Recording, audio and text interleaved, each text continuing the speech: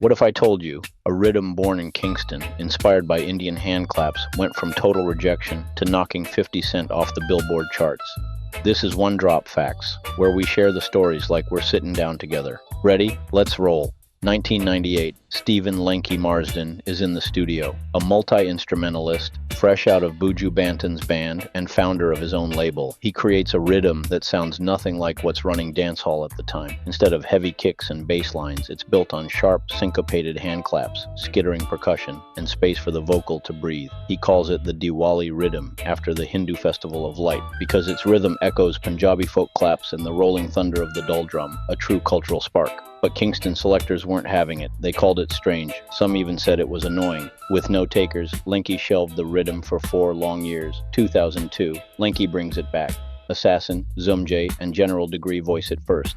Jamaican radio gives the rhythm its acid test, and this time the phones light up. Suddenly, every artist wants a piece. Elephant Man, Bounty Killer, Tanya Stevens, Wayne Marshall, T.O.K., the juggling is unstoppable. But here's the genius. Lanky doesn't just recycle the track, he customizes it, overdubs, tweaks, new layers for each artist. For Sean Paul, he drops in a jittery piano riff and moody violin. The result? Get Busy. The tune explodes and does the unthinkable. It dethrones in Day Club, the biggest rap anthem of the year, from the #1 spot on Billboard. Then the ripple begins. Wayne Wonder takes it smooth with No Letting Go. Lumidee flips it into a New York anthem with Never Leave You.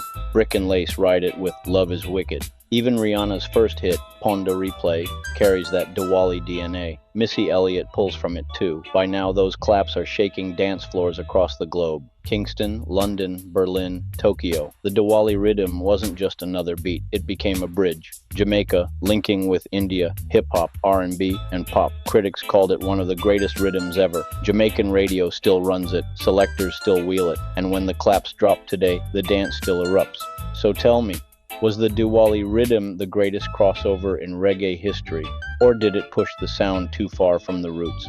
Drop your thoughts below, and if Get Busy ever made you bust a move in the kitchen, let the world know. One drop, one love. Stay groovy.